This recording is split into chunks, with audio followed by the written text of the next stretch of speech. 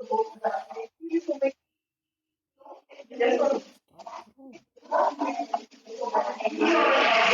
were discussing about industry analysis and competitors analysis. So, five forces which are acting in inside an industry. We have discussed about those factors. Now we will discuss about competitors analysis.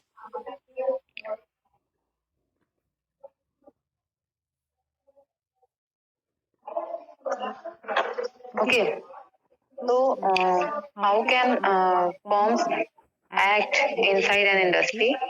ये वाला part अभी नहीं हुआ था ना, market leader, challenger, follower and nicher वाला strategies जो कि अपनाती हैं फर्म्स कॉम्पिटिटर्स के लिए। ये वाला पार्ट अभी नहीं हुआ था ना, नहीं किया था ना आपने, क्योंकि मैंने ये एमएम में पढ़ाया है, तो इसलिए मैं पूछ रही हूँ कि आपके यहाँ तो नहीं हुआ है अभी। No, ma'am. Okay, so there are four competitive strategies which are followed by firms inside an industry in order to deal with their competitors. तो चार तरह से जो कंपनीज हैं या फर्म्स हैं वो एक्ट करती हैं। First one is as market leader, challenger, follower and nicher. तो market leader, challenger, follower and nicher में first one is market leader. तो in an industry, inside an industry, which firm is having maximum market share, profitability, customer satisfaction, competitive advantage, है ना, distribution resources, distribution channels, means कि which firm is strongest in these aspects, है ना, उसको हम कहते हैं market leader. In the majority of industries, there is one firm that is generally recognized to be the leader. तो हर industry में एक कोई फर्म को हम रिकॉग्नाइज करते हैं एज अ लीडर, जो कि मार्केट लीडर होती है. It typically has the largest market share and by virtue of its pricing, advertising intensity, है ना, मतलब वो उसके पास एडवर्टाइज के ऊपर एक्सपेंस करने का और एडवर्टाइजिंग की एबिलिटी है, प्राइसिंग उसकी जेन्युइन है, इंटेंसिटी सॉरी डिस्ट्रीब्यूशन कवरेज उसका मैक्सिमम है, टेक्नोलॉजिकली एडवांस है वो, rate of new product introduction उसका ज्यादा है, मीन्स वो जल्दी जल्दी फ्रिक्वेंटली न्यू प्रोडक्ट्स को इंट्रोड्यूस कर रही है. It determines the nature, pace and basis of competition. It is this dominance that typically provides the benchmark for other companies in the industry. तो जो कंपनी सबसे ज्यादा, जिसके पास सारी चीजों में जो कंपनी सबसे ज्यादा अच्छी होती है, स्ट्रॉन्ग होती है, उसको हम कहते हैं मार्केट लीडर. और वो अदर कंपनीज या फर्म्स के लिए कैसे एक्ट करती है, लाइक अ बेंचमार्क, के अदर कंपनीज जो है उसके परफॉर्मेंस से अपनी परफॉर्मेंस को कंपेयर करके और उसकी जो एक्टिविटीज हैं या उसकी जो उसके जो कोर्स ऑफ एक्शंस हैं उनको अदर कंपनीज जो है वो अडॉप्ट करने की कोशिश करती हैं in order to reach market leaders position, या फिर मार्केट लीडर के इक्वल होने के लिए, या फिर अगर कुछ उनसे ज्यादा इम्प्रूव कर पाए तो मार्केट लीडर को चैलेंज करने के लिए. तो इस तरह से हर इंडस्ट्री में एक फर्म जो लार्जेस्ट मार्केट शेयर वाली होती है उसको हम कहते हैं मार्केट लीडर. क्लियर?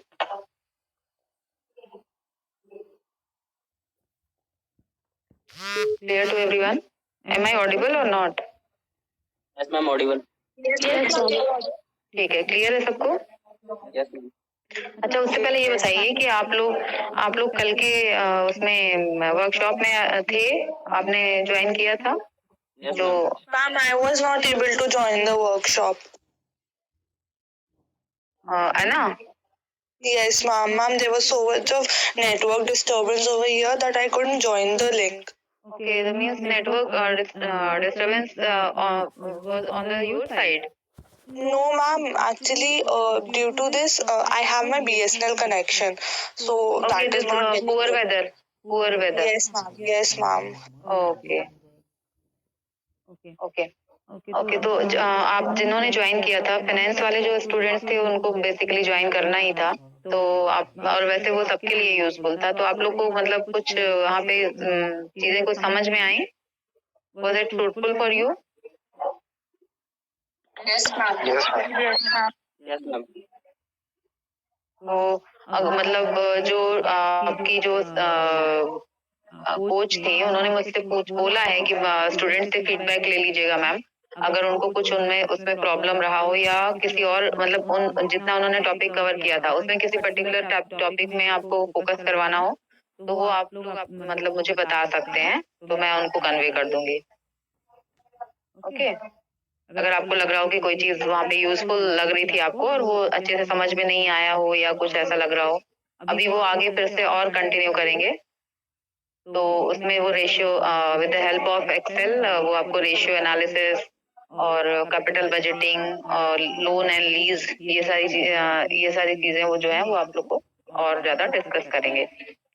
मीनवाइल आप और चीजें उसमें देख लीजिए, थोड़ा पढ़ लीजिए, मैं आपको एक्सेल के नोट्स शेयर कर दूंगी, तो आप उनको ही देख लीजिए और अगर आपको उसमें कुछ पूछना हो अलग से तो आप पूछ सकते हैं, ठीक है।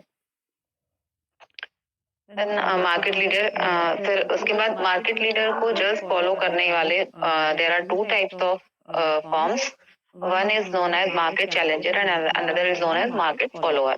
तो what is market challenger? The firm with a slightly smaller market share, ठीक है।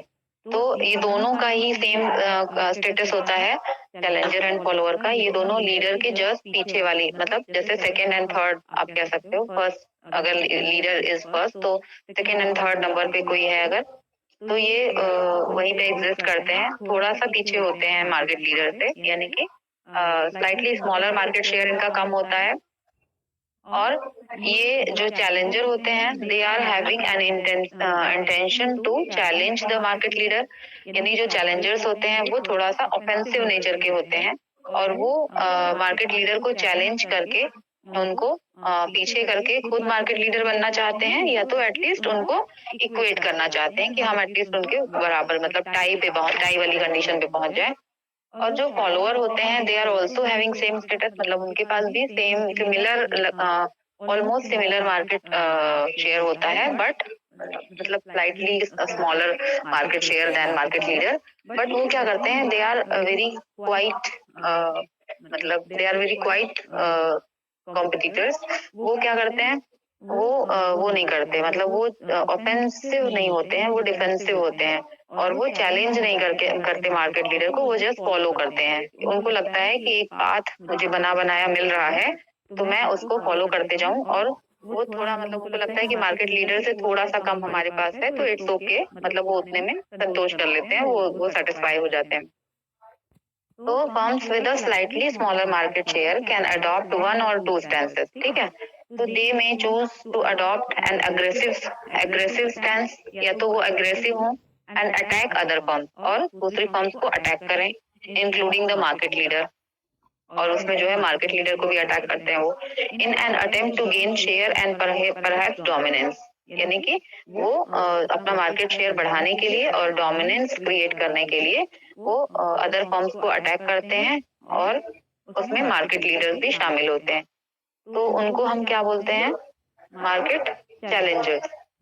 और they may adopt a less aggressive stance, या फिर वो शांति से बैठ सकते हैं in order to maintain the status quo, यानी उनका जैसा चल रहा है वैसा चलने देने के लिए वो आराम से अपने कूल टाइप में रहते हैं, और उनको हम मार्केट फॉलोअर्स कहते हैं, they are defensive in nature, ठीक। देन मार्केट नेशर्स कौन होते हैं? Market nichers are small group of firms होती हैं, virtually every industry has a series of small firms. कुछ ऐसे फॉर्म्स होते हैं जिनको मतलब बड़ी कंपनीज या बड़ी फॉर्म्स पे अटैक करने का कोई मतलब वो नहीं था, क्योंकि वो उनके पास रिसोर्सेज कम होते हैं, तो वो उनको अटैक करना बहुत ज्यादा प्रेफर नहीं करते, और they are actually they are specialized in their own areas. तो इन ये जो है ये बड़ी जो फॉर्म्स होती हैं इंडस्ट्री की, like market leader, Challengers, followers, तो इनको ये जो है ये इनको सर्व करते हैं, यानी कि कुछ स्पेसिफिक चीजों के लिए एक्सपर्टीज होती है इनके पास। तो जैसे बड़ी फर्म्स हैं, सपोज बड़ी मैन्युफैक्चरिंग एजेंसी, ये इंडस्ट्री मैन्युफैक्चरिंग फर्म्स हैं, लाइक आपके 4 व्हीलर्स के हैं या मीन्स कोई भी आप समझ लीजिए कि कुछ बड़ी फर्म है जो कि कोई बड़ी मतलब चीजें मैन्युफैक्चर कर रही है। बट ये क्या करते हैं, ये उनमें जैसे मान लो कुछ स्मॉल पार्ट्स हैं जो कि ये जो निशर्स होते हैं ये मैन्युफैक्चर कर रहे हैं, तो ये इनको फिर कोई और बड़ी फर्म भी नहीं डिस्टर्ब करती और ये भी दूसरे फर्म्स के ऊपर अटैक नहीं करना चाहते करते हैं, और ये अपने लिमिटेड जो इनकी टेरिटरी होती है उसमें ये आराम से सरवाइव करते हैं और अपनी स्पेशलाइज्ड होने का फायदा उठाते हैं, उसकी वो अपॉर्चुनिटी इनको उसमें सस्टेन करने में हेल्प करती है। तो virtually every industry has a series of small firms that survive and indeed often prosper by choosing to specialize in parts of the market that are too limited in size and have potential for growth. तो इनके पास एक मतलब एक छोटा सा area market का होता है जहाँ ये फ्लरिश करते हैं, क्योंकि इनके पास जो हुनर है या जो स्पेशलाइजेशन है उसके थ्रू ये इनके पास ग्रोथ के अच्छे चांसेस होते हैं, इनको लॉस नहीं होता है, ये भी अपना अच्छा ग्रो करते हैं। बट इनको कोई और फॉर्म मतलब क्योंकि अदर फॉर्म्स को इनसे कोई मतलब खतरा नहीं होता है कह सकते हो आप, तो वो अदर फॉर्म्स इनको डिस्टर्ब नहीं करते और ये भी अदर फॉर्म्स को डिस्टर्ब नहीं करते, तो ये एक तरह से मतलब रहते हैं इंडस्ट्री में, बट इंडस्ट्री की इक्विलिब्रियम में इनका कोई रोल नहीं होता, या इंडस्ट्री की में जो कंपटीशन होता है उसमें इनका कोई रोल नहीं होता। तो इसलिए इनकी जो स्ट्रेटेजी होती है निशर्स की, वो अपना अपने एरिया में अपना काम करते हुए आराम से ये सरवाइव कर लेते हैं। By concentrating their efforts in this way, market niches are able to build up specialist market knowledge and avoid expensive head-on fights with larger companies. तो ये लोग मतलब आमने सामने की लड़ाई जो होती है बड़ी कंपनीज के साथ, उसको लड़ने में बिलीव नहीं करते, उसको अवॉइड करते हैं और अपना जो स्पेशलाइज्ड नॉलेज है उसके थ्रू ये अदर कंपनीज को सर्व करते हैं। ठीक है, क्लियर है सबको?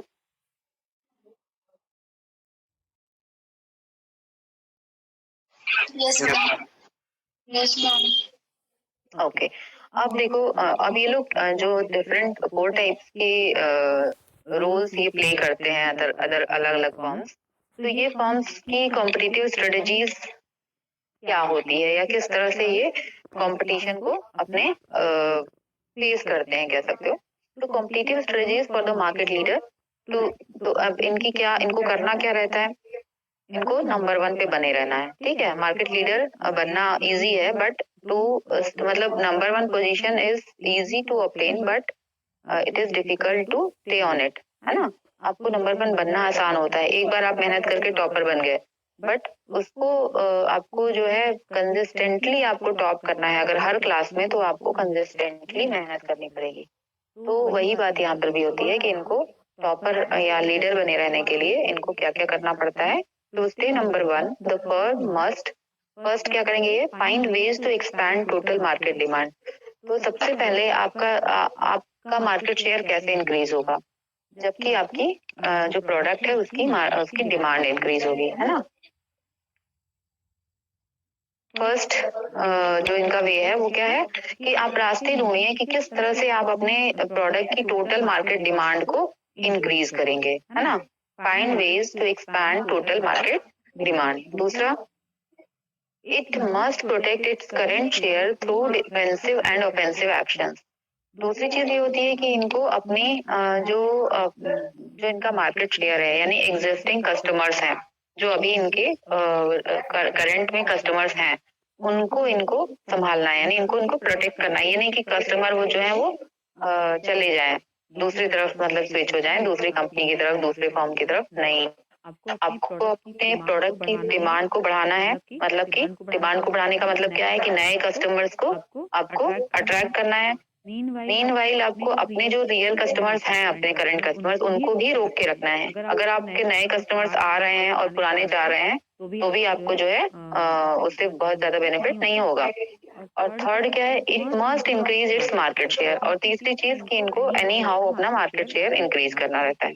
So there are 3 ways to become a market leader, become as well as to sustain at a position of market leader.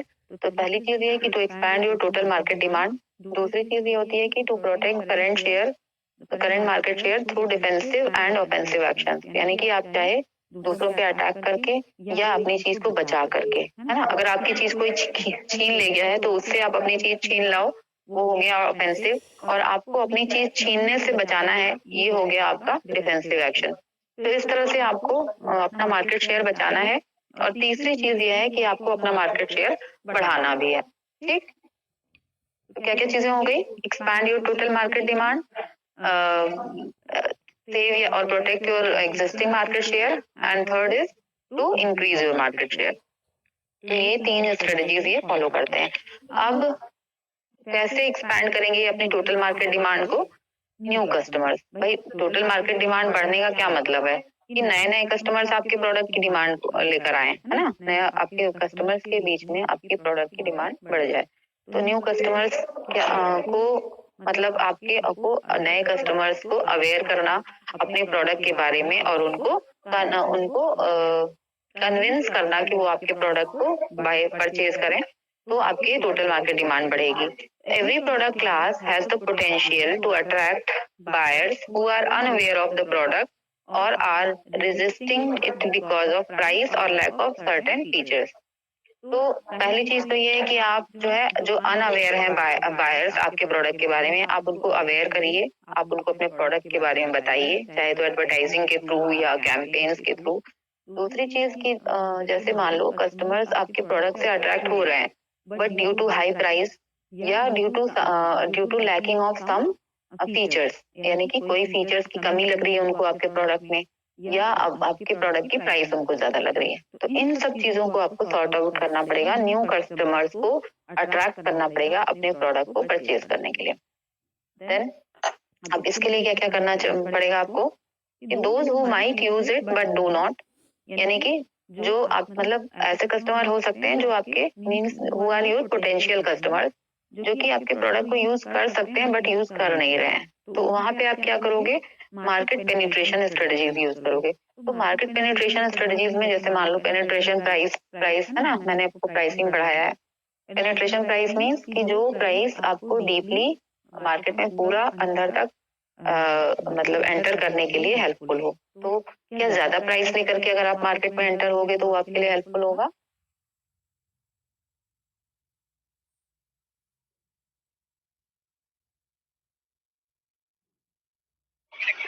No, ma'am. No. So when you initially you will reduce your price and then it will be helpful to you to enter into deep insights of market। तो आप क्या करोगे? पहले penetration strategies लगा करके अपने पूरी market में एंटर करोगे, यानी कि हर एक कस्टमर तक अपना प्रोडक्ट पहुंचाओगे। दूसरी चीज those who have never used it, यानी कि मतलब कुछ लोग ऐसे थे जो पहले वाला ग्रुप कैसा था कि जो आपका यूज कर सकते थे but due to some reasons वो नहीं यूज कर रहे थे।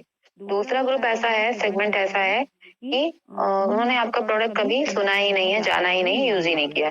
तो वो पूरा न्यू मार्केट सेगमेंट है। तो वहां पे आपको अपने सारी स्ट्रेटजीज मतलब अप्लाई करनी पड़ेगी कि प्रोडक्ट के बारे में क्लियर कट आइडिया देना पड़ेगा कस्टमर्स को, प्राइस आपको रिड्यूस करनी पड़ेगी, एडवर्टाइजिंग थोरो करनी पड़ेगी, डिस्ट्रीब्यूशन चैनल्स को अच्छा यूज करना पड़ेगा ताकि अवेलेबिलिटी ऑफ प्रोडक्ट जो है वो इम्प्रूव हो जाए। तो इस तरह से वहां पे आपके कस्टमर्स बनेंगे नए। Then those who live elsewhere, यानी कि अब ऐसे लोकेशन जहाँ पे आपका प्रोडक्ट अभी अवेलेबल ही नहीं है, कस्टमर जो है वो ऐसी जगहों पे रहते हैं जहाँ पे आपका प्रोडक्ट वो अवेल नहीं कर पा रहे हैं और यूज नहीं कर पा रहे हैं। तो जियोग्राफिकल एक्सपेंशन आप कर सकते हो कि वहां तक अपने प्रोडक्ट्स को पहुंचा सकते हो, वहां भी अपने डीलरशिप या अपने जो आपके जो आउटलेट्स हैं वो वहां तक आप मतलब डिस्ट्रीब्यूशन जो है वहां तक करवा सकते हो। तो इस तरह से न्यू कस्टमर्स को मतलब डिमांड को बढ़ाने के लिए पहली चीज तो आपको कि न्यू कस्टमर बढ़ाने पड़ेंगे। दूसरी चीज न्यू यूजर्स। अब आप दूसरा भी ये चीज कर सकते हो कि आप जैसे जो एग्जिस्टिंग यूजर्स हैं आपके या अपने जो कस्टमर्स को अब आपने मतलब बढ़ गए आपके कस्टमर्स यूज करने लगे प्रोडक्ट्स को, तो अब आप उन कस्टमर्स को ऐसा मोटिवेट करो कि वो जिस अमाउंट में उस पर्टिकुलर प्रोडक्ट को यूज कर रहे थे उससे ज्यादा अमाउंट में यूज करने लगे या उससे ज्यादा फ्रिक्वेंटली यूज करने लगे। ठीक है, तो न्यू यूजर्स लाइक कि जैसे आयरन रॉड है। अब आयरन रॉड के बहुत सारे यूजेस हैं, है ना। तो पहले मान लो लोग केवल कंस्ट्रक्शन वगैरह के लिए ले रहे थे, अभी कुछ और ज्यादा उसके नए यूजेस आ गए, पता चल गए, तो वो आपने एडवर्टीजमेंट वगैरह के थ्रू अवेयर कर दिया लोगों को, तो आपका और ज्यादा डिमांड बढ़ गई आपके प्रोडक्ट की। फिर आप जो है मोर यूजेस करवा सकते हो, मतलब फ्रीक्वेंसी ऑफ यूज बढ़ा सकते हो कि आपको जो है जो प्रोडक्ट है वो जैसे पहले एक बार यूज होता था, अब 2 बार यूज करने लगे, 3 बार यूज करने लगे, तो जो कस्टमर होगा वो आपका नंबर ऑफ पैकेजेस ज्यादा खरीदेगा या लार्ज पैकिंग खरीदेगा। तो इस तरह से आप जो है अपनी डिमांड जो है अपने प्रोडक्ट के लिए इंक्रीज करा सकते हो by increasing new customers, new usages of your product and more usage of your product. Clear? Yes, ma'am. फिर ये तो हो गई पहली चीज कि आपने मार्केट डिमांड को एक्सपैंड किया। दूसरी चीज प्रोटेक्टिंग द मार्केट शेयर। अब आप मार्केट शेयर को अपने प्रोटेक्ट कैसे करोगे? At the same time as trying to expand the total market demand, the market leader should not lose sight of the need to defend its market share. तो market leader ने अगर नए customers बढ़ाए, but meanwhile अगर उसके पुराने customers ने quit कर लिया, तो ये उसके लिए फिर बहुत अच्छी सिचुएशन नहीं होगी। So it has long been recognized that leaders represent a convenient target since because of their size they are often vulnerable to attack. तो जो लीडर होते हैं उनकी मार्केट साइज, मार्केट शेयर इतना बड़ा होता है कि इसी वजह से मतलब जो अदर फर्म्स होती हैं उनके ऊपर टारगेट करने में या अटैक करने में हिचकिचाती हैं, क्योंकि उनका जो मतलब साइज होता है वो बहुत बड़ा होता है। तो उससे क्या होता है, वो मतलब उससे जो है दोनों चीजें हैं, उससे फॉर्म्स मतलब डरती भी हैं और वो ये ज्यादा वल्नरेबल भी होते हैं, यानी इनको अटैक होने का ज्यादा खतरा भी होता है, क्योंकि इनका जो पूरा वाइड स्प्रेड मार्केट शेयर होता है। तो अगर कहीं पे इनकी चूक हुई, कहीं पे इन्होंने मार्केट को अच्छे से सर्व नहीं किया, तो उस पर्टिकुलर सेगमेंट को हो सकता है दूसरी फॉर्म अच्छे से सर्व करके और इनके हाथों से निकाल ले जाए। तो इसलिए इनको अपना मार्केट शेयर बचाना बहुत जरूरी होता है। The need for this is illustrated by example from many industries, including photography, like Kodak having been attacked in the film market by Fuji and in the camera market by Polaroid, Minolta, Nikon, Canon and Pentax. तो जैसे Kodak था पहले पहले Kodak और कोनिका, मेरे ख्याल से ये दो चलते थे, बहुत ज्यादा इनका जो है था, और वो भी कोडैक नंबर 1 पे यानी मार्केट लीडर था। बट क्या हुआ बाद में कैमरा के मतलब फिल्म जो थी उसके उसमें फूजी आ गया, फूजी फिल्म वाले आ गए, और कैमरा में Polaroid camera, Minolta, Nikon, Canon, ये सब जो है डिजिटल कैमराज आ गए। तो इस तरह से इनका जो डोमिनेंस था वो किसका, कोडैक का, वो नहीं रहा, क्योंकि इनको और लोगों ने अटैक किया और इनके मार्केट शेयर को उन्होंने अपनी तरफ खींच लिया। सॉफ्ट ड्रिंक्स में पेप्सी अटैकिंग कोका कोला। तो इस तरह से मार्केट शेयर को प्रोटेक्ट करना पड़ता है मार्केट लीडर्स को।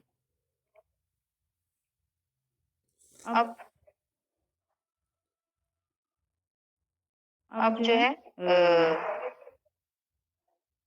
ये लोग जो है ऑफेंसिव और डिफेंसिव दोनों तरह के स्ट्रेटजीज अपना सकते हैं जो लीडर्स होते हैं। ऑफेंसिव का मीनिंग तो आप एग्जैक्टली समझ रहे हो कि वो अटैक करेंगे दूसरे के ऊपर। तो इसमें बहुत तरह से अटैक हो सकता है, फ्रंटल अटैक हो सकता है, साइड बाय अटैक हो सकता है, फ्लैंक अटैक हो सकता है, ठीक है। तो ये सारे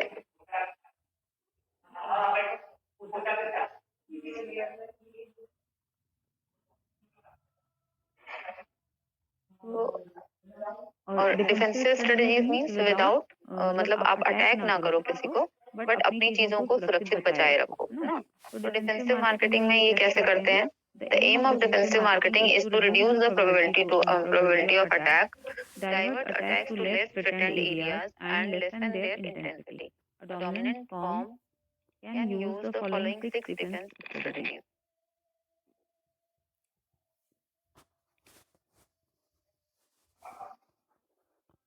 तो इस तरह से डिफेंसिव अटैक जो होता है, डिफेंसिव अटैक नहीं होता, डिफेंसिव स्ट्रेटजी होती है उसमें क्या करना है कि उसमें सामने वाले को अटैक नहीं करना है, बट अगर वो अटैक कर रहा है तो उससे अपने आप को बचाना है। अब वो किस तरह से हो सकता है? Like position defence.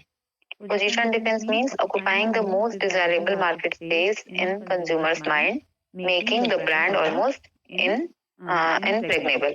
तो पोजीशन डिफेंस का मतलब होता है कि पोजीशनिंग जो है आपके प्रोडक्ट की। And what is positioning? It is about preparing customer product image, your product image inside customers mind. और किसके रिस्पेक्ट में होता है ये? कॉम्पिटिटर के। तो आपके कॉम्पिटिटर के प्रोडक्ट के अगेंस्ट आपके प्रोडक्ट की कस्टमर के माइंड में क्या इमेज है? That is called your positioning.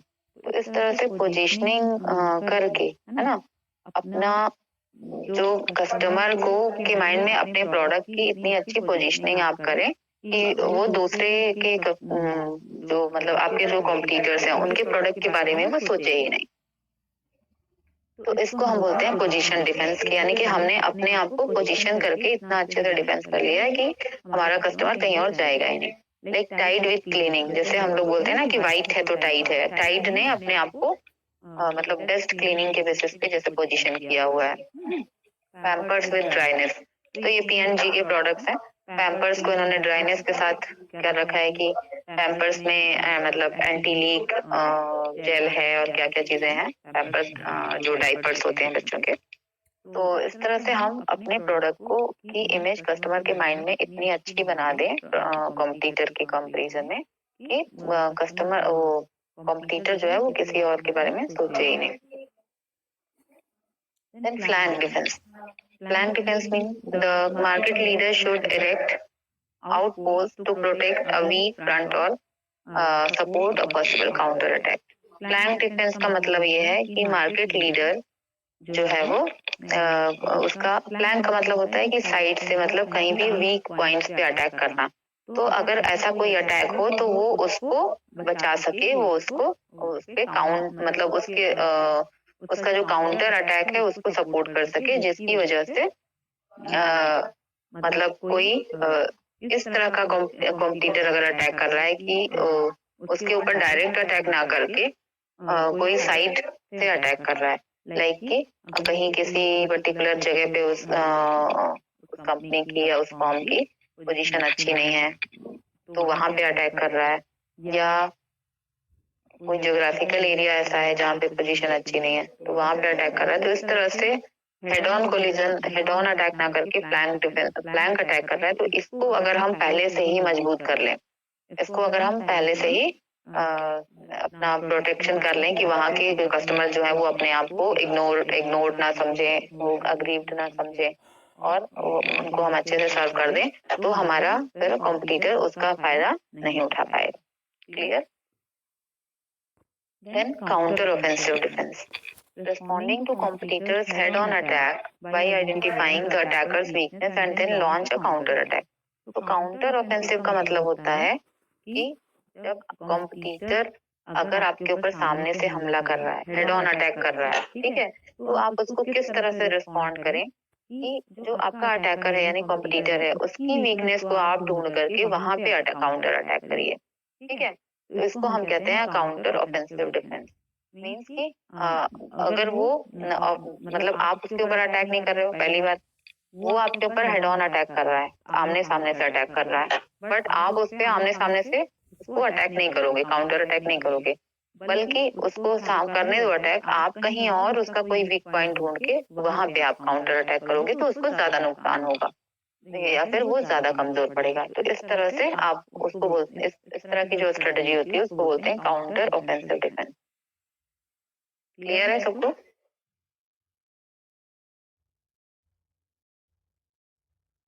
Yes. Then mobile defense. Leader stretches its domain over new territories market, broadening and market diversification. तो मोबाइल डिफेंस का मतलब ये हुआ कि जो लीडर है वो अपनी टेरिटरीज और डोमेन को मतलब अपने डोमेन को स्ट्रेच करके नई टेरिटरीज में ले जाता है और उससे क्या होता है, उसका मार्केट ब्रॉडनिंग होती है और मार्केट डाइवर्सिफिकेशन होता है, यानी कि मार्केट उसका बड़ा होता है, चौड़ा होता है, यानी कि एक्सपैंड होता है और डाइवर्सिफिकेशन का मतलब ये है कि जैसे पहले वो किसी एक चीज में डील कर रहा था, लेकिन अब वो और चीजों में भी डील करने लगता है। For example, tobacco giant ITC started focusing in FMCG है ना, एफएमसी प्रोडक्ट्स। तो पहले क्या था, आईटीसी जो है वो पहले टोबैको से रिलेटेड प्रोडक्ट इनके बेसिकली होते थे, बट इन्होंने बाद में क्या किया कि इन्होंने एफएमसीजी पे फोकस कर दिया। तो एफएमसीजी पे फोकस करने का मतलब क्या है, लाइक इनके सोप्स है ना, विवेल और कौन कौन से सुपीरिया, कौन कौन से सोप्स इनके आते हैं आईटीसी के, बहुत सारे प्रोडक्ट्स आने के, मतलब टी चाय पत्ती, तो शैम्पूज, सॉल्ट है ना, मसाले, मतलब हर तरह से जो है इन्होंने एफएमसीजी में अपना वो कर दिया, एंट्री कर ली और मार्केट डाइवर्सिफाई कर लिया। Then contraction defense. Contraction defense का मतलब ये है कि withdraw from the most vulnerable segments and redirect resources to those that are more dependable. तो कॉन्ट्रैक्शन डिफेंस का मतलब है कि आपका की मार्केट बहुत ज्यादा फैली हुई है और आपको पता है कि कुछ एक पर्टिकुलर एरियाज में आपका जो मार्केट शेयर है वो कम है, या आपका जो मतलब वो पॉइंट आपके वीक पॉइंट है, वल्नरेबल सेगमेंट्स है, वो आपको बहुत ज्यादा वहां से फायदा नहीं मिल रहा है, कस्टमर्स आपको बहुत ज्यादा वहां पे लाइक नहीं कर रहे हैं उस पर्टिकुलर पोर्शन पे। पोर्शन का मतलब वो जियोग्राफिकल एरिया भी हो सकता है, वो आपके कोई प्रोडक्ट भी हो सकता है, वो आपकी कोई प्रोडक्ट लाइन हो सकती है, मतलब किसी एक पर्टिकुलर पॉइंट पे आप वीक हो, तो आप उन चीजों उसको फिर दुश्मन को अटैक करने के लिए मत छोड़ो। जैसे कि क्या होता है, मान लो कि इसमें एग्जांपल ये लेते हैं कि जैसे मान लो किसी पेशेंट का कोई एक फिंगर है जो कि खराब हो गई है, ठीक है, और मतलब वो हील नहीं हो पा रही है, एक्सीडेंट में मान लो वो फिंगर बहुत ही ज्यादा क्रश टाइप की हो गई, अच्छा भैया थैंक यू, बहुत ज्यादा क्रश हो गई, और उसके बाद डॉक्टर्स के लाख प्रयास के बाद भी वो हील नहीं हो पा रही है, और वहां पे इन्फेक्शन होते जा रहे हैं, ठीक है। तो अब यहाँ पे आपकी ड्यूटी क्या बनती है, तो यहाँ पे आप कॉन्ट्रैक्शन डिफेंस आपको करना पड़ेगा कि उस एक फिंगर के कॉस्ट पे आप मतलब पूरी अपनी लाइफ की कॉस्ट नहीं लगा सकते। तो वहां पे क्या करना पड़ेगा आपको, उस एक फिंगर को ये परमिशन डॉक्टर को देनी पड़ेगी, ये कंसेंट देना पड़ेगा कि आप इसको कट कर दीजिए, ताकि हमारा पूरा शरीर जो है मतलब वहां से जो है आपका पूरे टॉक्सिन्स आपकी बॉडी में ना फैल जाए, आपकी पूरी बॉडी ना इन्फेक्ट हो जाए, है ना, और उससे आपकी डेथ ना हो जाए, या फिर मान लो ना डेथ हो, पूरा एक हाथ ही आपका खराब हो जाए, तो इस तरह की चीजें ना हो। तो इस तरह यही जो स्ट्रेटेजी होती है वो कॉन्ट्रैक्शन डिफेंस में होता है, यानी कि जो आपके कमजोर सेगमेंट्स हैं उनको आप रिड्यूस कर दीजिए, खत्म कर दीजिए, आप उनको बंद कर दीजिए, और जो आपके रिसोर्सेज वहां वेस्ट हो रहे थे उनको आप अपने जहाँ पे मजबूत आपकी स्थिति है वहां पे उन रिसोर्सेज को रीलोकेट करिए, और इस तरह से आप जो है मतलब जो ज्यादा डिपेंडेबल आपके पोजीशंस हैं जहाँ पे वहां आप रिलोकेट कर दीजिए, उनको और मजबूत बनाइए। Like Tata group sold its soap and detergent to Unilever in 1993। जैसे टाटा ग्रुप को सोप और डिटर्जेंट वाले सेक्शन में अपने सेगमेंट में प्रॉफिट नहीं हो रहा था, वो उनकी मतलब एक तरह से वो वीक चेन थी उनकी, तो उन्होंने क्या किया, उसको यूनिलीवर को बेच दिया, मतलब एक तरह से वाइप आउट कर दिया, उसको वाइंड अप कर दिया। तो इसी तरह से हम कॉन्ट्रैक्शन डिफेंस करते हैं। तो ये हो गया हमारा क्या डिफेंस, ये प्रोटेक्टिंग मार्केट शेयर, कि हम अपना मार्केट शेयर किस तरह से उसकी हिफाजत करेंगे। तो हमने देखा कि हम ऑफेंस भी कर सकते हैं यहाँ पे और डिफेंस भी कर सकते हैं। देन इंक्रीजिंग मार्केट शेयर, अब क्या है, आप मार्केट शेयर को इंक्रीज कैसे करोगे, तो by means of heavier advertising, ज्यादा एडवर्टाइजिंग करके ज्यादा अवेयरनेस फैला सकते हो। इम्प्रूव्ड डिस्ट्रीब्यूशन, आप अपना डिस्ट्रीब्यूशन चैनल जो है वो मतलब डिस्ट्रीब्यूशन का जो प्रोसेस है वो चारों तरफ उसको अपने प्रोडक्ट को अवेलेबल करा सकते हो। प्राइस इंसेंटिव्स दे सकते हो, प्राइस इंसेंटिव्स मींस कि प्राइस में आप डिस्काउंट्स या अलाउंसेस दे सकते हो। न्यू प्रोडक्ट्स है ना, न्यू प्रोडक्ट्स आप लॉन्च कर सकते हो, या फिर mergers, takeovers, alliances and distribution deals. तो मर्जर्स, टेकओवर्स, अलायंसेस आपने पढ़ा होगा मार्केटिंग सॉरी स्ट्रेटेजिक मैनेजमेंट में, कि मर्जर्स का मीनिंग होता है दो कंपनीज के शेयर जो है वो दोनों कंपनीज के शेयर होल्डर आपस में शेयर्स मतलब दोनों की सारी रिस्पॉन्सिबिलिटीज एंड सारा कुछ जो स्टाफ है वो सारा कुछ मर्ज हो जाता है और एक नई कंपनी बन जाती है। टेक ओवर मीन्स कोई जो मेजॉरिटी शेयर होल्डर कंपनी होती है वो दूसरी शेयर होल्डर कंपनी को मतलब एक कंपनी दूसरे को टेक ओवर करती है और जो कंपनी टेक ओवर करती है वो मेजॉरिटी शेयर होल्डर होती है। अलायंस का मतलब है कि वो एक साथ काम करते हैं, लाइक मतलब पार्टनर जैसे दो पार्टनर काम करते हैं वैसे ही वो दो कंपनीज अपना एक साथ जुड़ करके अपने शेयर्स को मिक्स करके अपने स्टाफ को मिक्स करके मतलब रहते हैं, दोनों की आइडेंटिटी रहती है बट दोनों एक साथ काम करते हैं, एक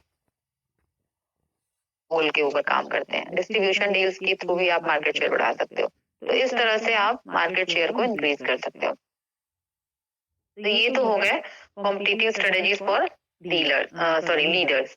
अब क्या है, दूसरी स्ट्रेटेजी आती है फॉर चैलेंजर्स। तो द मार्केट चैलेंजर्स स्ट्रेटेजी का objective is to gain market share and to become the leader eventually how.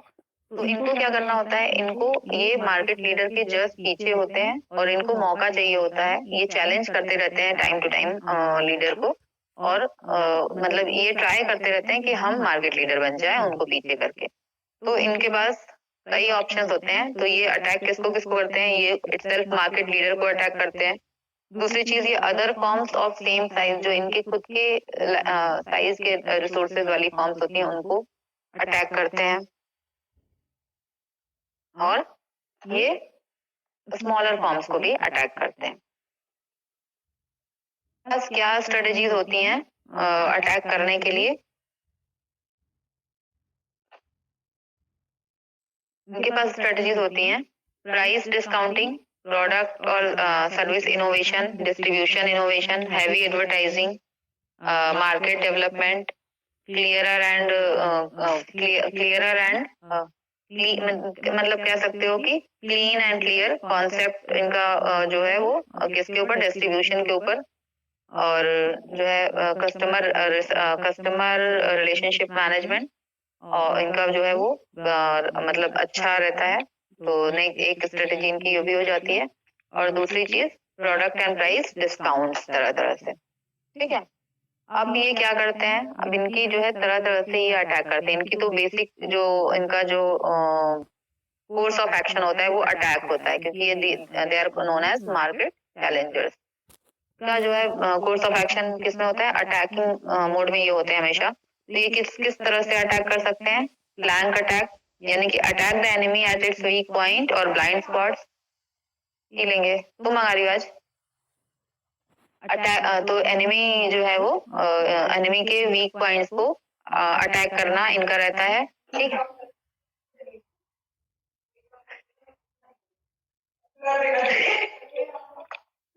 हाँ सही बात है, ये बात तो सही कह रही है, ठीक है। तो वीक पॉइंट्स पे अटैक करना, इसको हम कहते हैं flank attack. Ideal for Challengers who does not have sufficient resources, तो ये मतलब एक तरह से साइड वाला अटैक होता है, छुप छुप के अटैक करना है, मतलब सामने से अटैक नहीं करना है। तो मतलब आप कभी उनके कस्टमर्स के थ्रू अटैक कर रहे हो, कभी आप उसकी प्राइस पे अटैक कर रहे हो ना कि ये ज्यादा महंगा है, तो कैसे भी करके आप उनको डायरेक्ट अटैक नहीं कर रहे हो, बट उनको जो लीडर है उनको साइड से अटैक करो, फ्लैंक अटैक करो, उनके वीक पॉइंट्स पे अटैक करो। क्यों? क्योंकि जो चैलेंजर है उसके पास ज्यादा रिसोर्सेज नहीं है, 15 मिनट, उसके पास ज्यादा रिसोर्सेज नहीं होता तब वो इस तरह का अटैक करता है। अगर उसके पास एनफ रिसोर्सेज हैं तब तो वो फिर फ्रंटल अटैक करते हैं। एनसर्कलमेंट अटैक का मतलब है कि चारों तरफ से घेर के अटैक करना। Attack the enemy eight many fronts eight the same time, ideal for challenger having superior resources.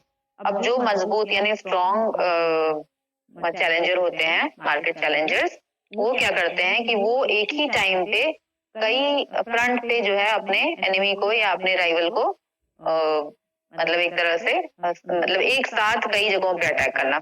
जैसे हम लोगों ने देखा होगा ना, जैसे कभी कोई युद्ध का सीन देखा होगा या इस तरह की जैसे कोई मूवीज में देखा होगा कि वहां पे बोलते हैं कि हम पूरब से, पश्चिम से, उत्तर से, दक्षिण से, चारों तरफ से एक ही टाइम पे एक साथ अटैक करेंगे। तो उसी तरह का कुछ यहाँ पे स्ट्रेटेजी होती है। मतलब जैसे कि मान लो आपको जो लीडर है उसकी जो उसके जो आउटलेट्स हैं या उसकी जो प्लेसेस हैं वो बहुत सारे हैं, कई ज्योग्राफिकल एरिया में उसकी पूरी पहुंच है। तो आप हर ज्योग्राफिकल एरिया में उसको एक साथ अगर अटैक कर रहे हो, या फिर आप उसको प्राइस वाले मतलब कॉन्सेप्ट पे भी अटैक कर रहे हो, उसको प्रोडक्ट वाले पे भी अटैक कर रहे हो कि इनका तो प्रोडक्ट भी अच्छा नहीं है, इनकी प्राइस भी ज्यादा है, इनकी क्वालिटी भी अच्छी नहीं है, इनकी डिस्ट्रीब्यूशन भी देखो अवेलेबल भी नहीं है प्रोडक्ट। मतलब आप कैसे भी करके आप उनको कई फ्रंट पे जब एक साथ अटैक करते हो तो that is called as encirclement attack. Then bypass attack, by diversifying into unrelated products or markets neglected by the leader। Bypass attack का मतलब है कि आप जैसे चल रहा है वैसे चलने दे रहे हो, बट साइड से अपना कोई रास्ता निकाल ले रहे हो। बाईपास का क्या मतलब हो रहा है कि जैसे हम लोग जब ट्रैवल करते हैं बाय रोड, तो एक रास्ता सिटी से होके जाता है और एक रास्ता जिसको हम बाईपास कहते हैं जो कि सिटी के बाजू से निकल जाता है, और वो सिटी के अंदर एंटर नहीं होता बट सिटी को मतलब साइड से सिटी को कह सकते हो कि बाईपास करते हुए निकल जाता है। तो बाईपास करने का मतलब कि आप कोई ऐसे अनरिलेटेड प्रोडक्ट हैं, कोई ऐसे प्रोडक्ट्स हैं जो या मार्केट्स हैं जिनको लीडर ने अभी तक नेग्लेक्ट किया है, आप उनको फोकस करके लीडर को पीछे छोड़ सकते हो। यानी कि आप जिन जिन चीज जहाँ पे लीडर का अच्छा चल रहा है वहां पे आप उसको ना अटैक करके, जहाँ पे उसने अभी तक नेग्लेक्ट किए हैं कस्टमर, या उसने उन एरियाज को नेग्लेक्ट किया है, या उन पर्टिकुलर सेगमेंट्स में अभी तक उसने पैर नहीं रखा है, कि उसने काम नहीं किया है, तो उन जगहों पे आप अपना अच्छा करके उसको डिफीट कर सकते हो, उसको डिफीट दे सकते हो। ठीक, क्लियर है सबको? Yes, ma'am. Yes, ma'am. Then frontal attack. In a pure frontal attack, the attacker matches its opponent's product, advertising, price and distribution। तो फ्रंटल अटैक में जो है आप पूरा कंपेयर कर देते हो अपने आप को उससे कि हम बेटर हैं इनसे, और क्यों कस्टमर को इनको ना लेकर के हमको लेना चाहिए। तो आप उस चीज को जस्टिफाई करते हो बिल्कुल सामने सामने। ठीक है, तो उसको हम मतलब उसमें जो जिस पर्टिकुलर या जिसके पास, चाहे वो चैलेंजर हो या लीडर हो, जिसके पास ज्यादा रिसोर्सेज होंगे वही जीतता है फ्रंटल अटैक में। Then guerrilla attack. Guerrilla attack का मतलब by launching small intermittent hit and run attacks to harass and destabilise the leader.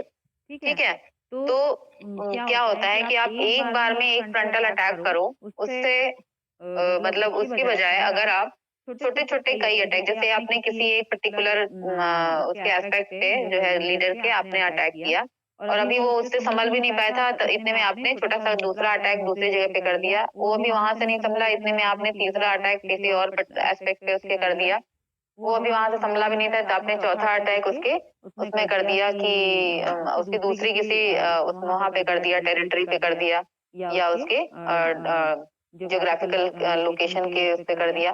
तो इस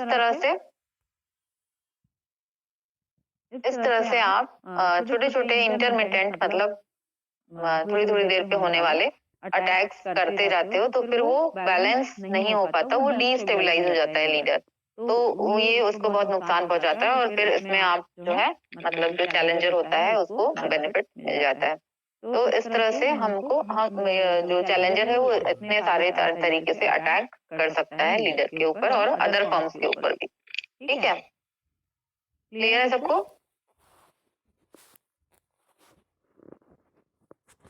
Yes, ma'am. Then market followers की क्या स्ट्रेटजीज होती हैं? As an alternative to challenging the leadership, many companies are content to adopt a far less proactive posture simply by following what others do। तो जैसे Challengers को तो बहुत ज्यादा हेक्टिक रहेगा और मेहनत करनी पड़ेगी, क्योंकि उनको तरह तरह की स्ट्रेटजीज अपनानी पड़ेंगी अटैक करने के लिए, बट उसी जगह पे कुछ कंपनीज ऐसी होती हैं जो कि इन सब चीजों से दूर रहती हैं, और जो लीडर्स करते हैं उन्हीं को वो सिंपली फॉलो करना चाहते हैं।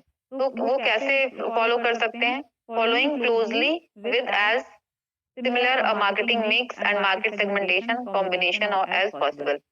तो किस तरह से बहुत पास से फॉलो कर सकते हैं। पास का मतलब है कि बिल्कुल सिमिलर, जो उनका मार्केटिंग लीडर का मार्केटिंग मिक्स है वही मार्केटिंग मिक्स इनका होगा, जो मार्केट सेगमेंटेशन उनका है वही इनका होगा, और जो combination mix and market segmentation का है वो मतलब जिस तरह से भी पॉसिबल हो वो ज्यादा से ज्यादा बिल्कुल कॉपी करना चाहते हैं। तो इसको हम कहते हैं क्लोजली, है ना, यानी कि क्लोज फॉलोइंग।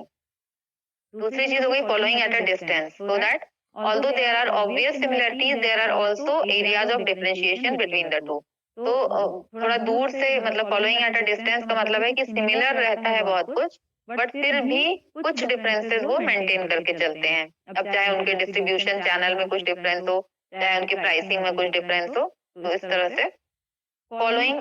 तीसरी चीज हो गई फॉलोइंग सिलेक्टिवली, यानी कि जरूरी नहीं कि वो पूरा पूरा फॉलो करें, बल्कि प्रोडक्ट और मार्केट के टर्म्स में वो सेलेक्ट करके फॉलो करते हैं। लाइक जरूरी नहीं है कि वो हर चीज को एक वैसे का वैसा फॉलो करें, बट जो उनको लगता है उसको, मतलब से कोई चीज अगर समझ में आ रही है कि इसको सेलेक्ट करके हम फॉलो करें तो ये हमारे लिए ज्यादा बेनिफिट है, तो वो उस तरह से पर्टिकुलर कोई सेगमेंट या मार्केटिंग मिक्स का कोई पार्ट या मार्केटिंग मिक्स को तो वो सिलेक्टिवली फॉलो कर सकते हैं।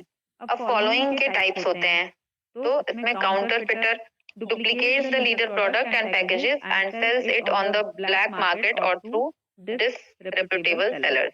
तो काउंटर फिटर होते हैं जो फॉलोअर्स होते हैं, वो क्या करते हैं कि वो लीडर के प्रोडक्ट के जस्ट डुप्लीकेट बनाते हैं, उनकी पैकेजिंग भी डुप्लीकेट जैसी होती है, और वो उसको ब्लैक मार्केट में या जो डिसरेपुटेबल यानी कि जिन सेलर्स की बहुत ज्यादा उनका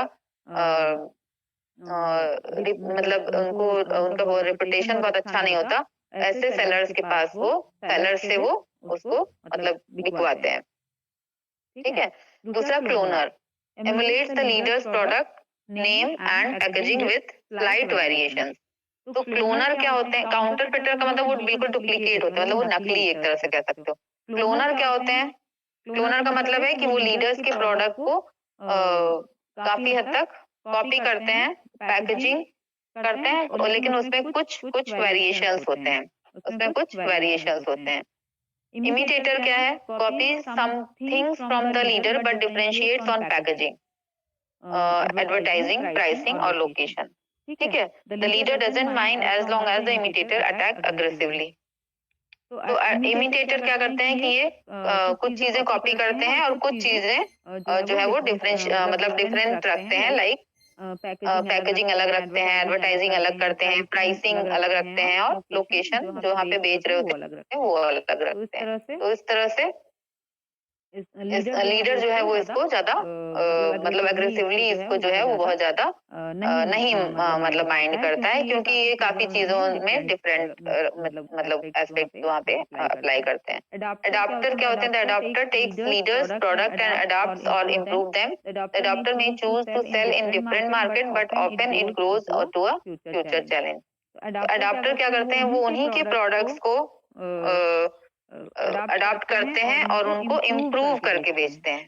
ठीक है। तो इस तरह से ये लोग फॉलो करते हैं, जो फॉलोअर्स होते हैं ये चार तरीके से काउंटर फिटर हो सकते हैं, क्लोनर हो सकते हैं, इमिटेटर हो सकते हैं, अडॉप्टर हो सकते हैं। Then market nicher strategies. Market nicher strategies जैसे मैंने बताया कि स्मॉलर फर्म्स होते हैं, they can avoid larger firms by targeting smaller markets और निशेस दैट आर लिटिल और no interest to the larger firms. तो जो निशेस होते हैं वो छोटी मार्केट्स मतलब छोटी फर्म्स से बनी हुई मार्केट्स होती हैं, जिनको लार्जर फर्म्स बहुत ज्यादा उनके ऊपर ध्यान नहीं देती। Niches must create niches, expand the niches and protect them. तो ये जो है ये उनको क्रिएट करते हैं, उनको एक्सपैंड करते हैं और उनको प्रोटेक्ट करते हैं। What is majority risk faced by niches? Market niche may be attacked by larger firms once they notice the niches are successful. अगर कोई निशर फर्म बहुत ज्यादा सक्सेसफुल हो रही है और अपने रिसोर्सेज को बहुत ज्यादा इंक्रीज कर रही है, तब ये बड़ी फर्म्स की निगाह में आते हैं, तब वो इनको अटैक कर सकते हैं। Develop multiple niches by developing strength in more than one niche, the company increases its chances for survival. तो इस तरह से ये अपने मतलब निशेस को इंक्रीज करते हैं और फिर उस तरह से इनके चांसेस ऑफ सर्वाइवल जो है वो इंक्रीज होते जाते हैं, बढ़ते जाते हैं। ठीक है, क्लियर है सबको स्ट्रेटजी सारी कॉम्पिटिटर्स की? Yes, ma'am. Yes, ma'am. Okay, let me take your attendance and a screenshot of attendance.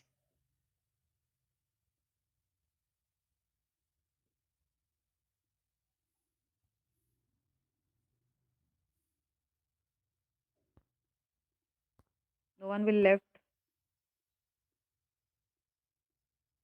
Amit Jaiswal, Yes, ma'am. Ana Ahmad, Yes, ma'am.